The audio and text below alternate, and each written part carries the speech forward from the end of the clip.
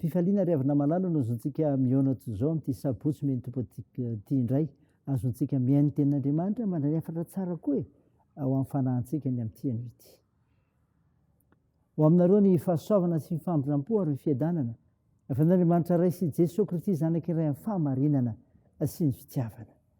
Amen. Sabotsy 13 Desambra 2022 manjinantsika aloha hevitra hoe manantenan'Andriamanitra. Andeha riavana sy dera sy ankalaza an'Andriamanitra isika. Faly raha hoy izy ireo tamiko, andeha isika ao an-trano Jehova. Ny tongotray efa mijoro eo anatin'ny vavahadinao Jerusalema, dia ianao Jerusalema izay efa vita tahaka ny tanàna efa voalamina tsara, any akaran'ny firenena dia ireo firenen'i Jehova, lalàna amin'Israely izany, mba hisaotra anaran'i Jehova. Fa ny misy seza sy tsarana mipetraka, dia ny seza fiandriana amin'ny mpianakavin' Davida. Amen.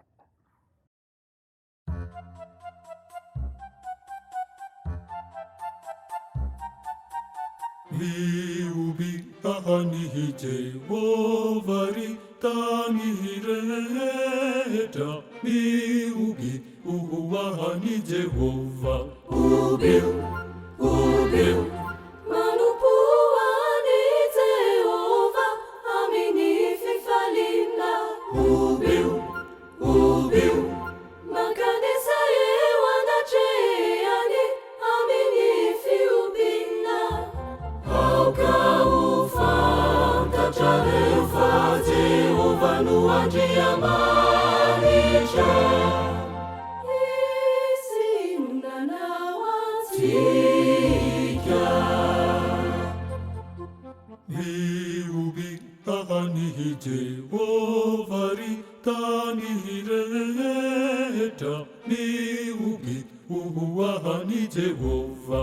Ubiu, ubiu, Manupuani Jehova, amini fifalina. ubiu, ubiu, Makanisa yewana cheani, amini fiubina. auka ufanta charefa Jehova nuanjia manisha.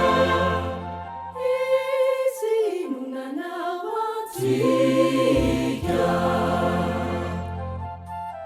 Isinunana wansika, ariazisika, dia ulumisi unde fiangini.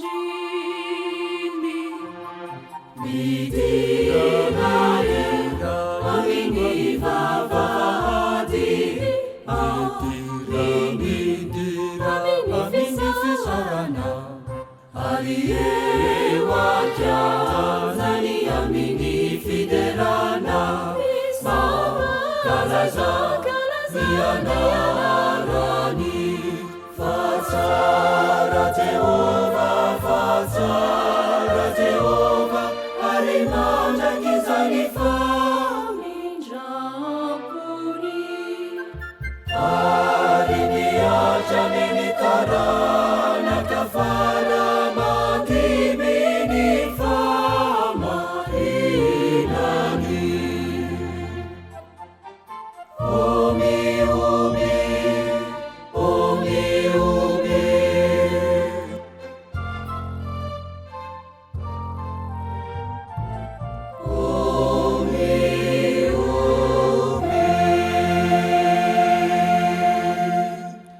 Andeha hivavaka isika. Ry Jesosy tomponay eo, Andriamanitra mpamonjy ianao, misaotra anao izay amin'ny zavatra rehetra koa mankalaza, midera, mivoninahitra narinao masina. Tompo, mahatsiaro teny izay efa mpanota, koa mandohariko inatrehanao, miaiky ny fahadisoanay, amindrafo amin'ny ary-mamelahany erikay. Fa namasinao midira, manjaka ty anatinay amin'ny fianona ny teninao, mitondra fanantenana ny amin'Andriamanitra, ka ny mafisanay, ny avoazanay amin'ny finoananao. Anaran'i Jesosy Kristy tomponay novanay mivavakay. Amen.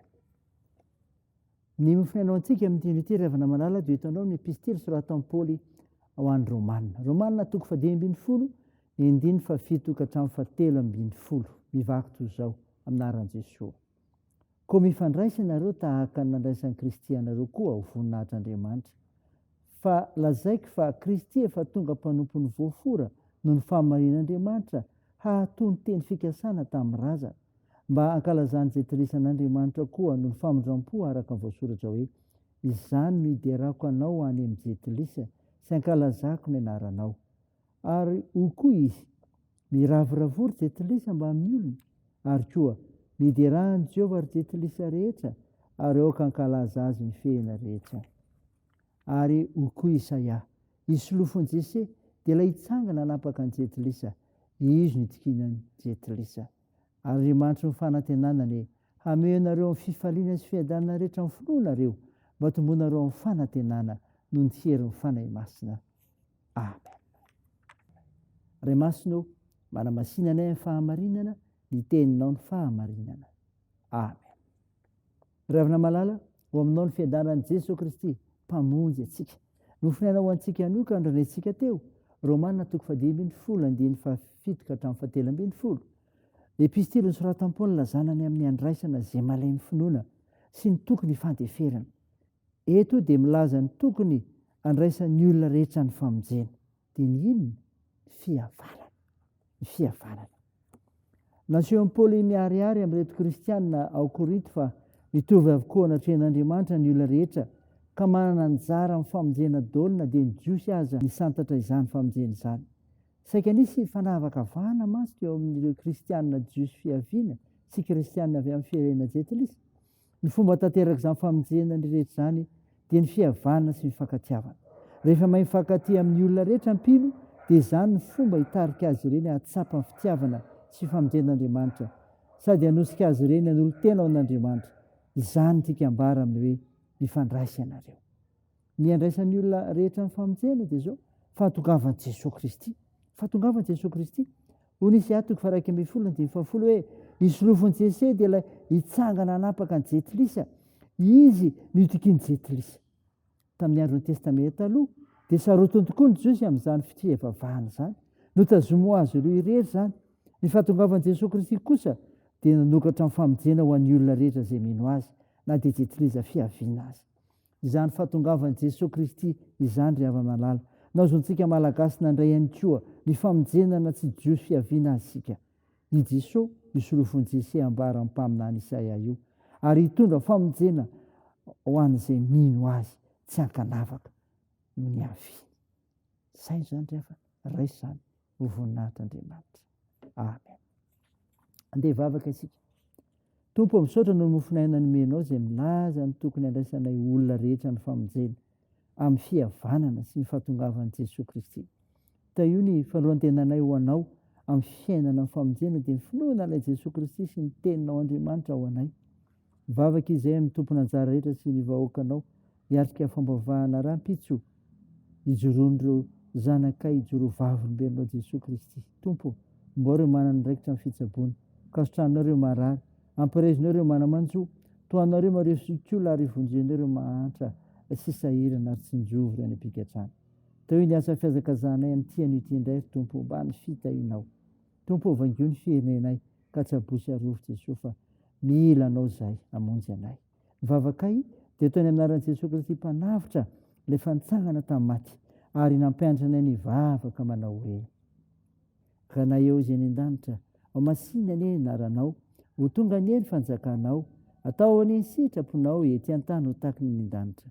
Meo ny anio izy anona sahaza ao anay ary mamela ny erikay tahaka ny namelanay izay meloka taminay ary aza mitondra anay amin'ny fakapanahy fa manafany amin'ny ratsy fanao ny fanjakana sy ny hery ary ny voninahitra mandrakizay. Amen. Raisa finoana ry havana malala ny izodrana tolotra anao aminaran'i Jesosy Kristy.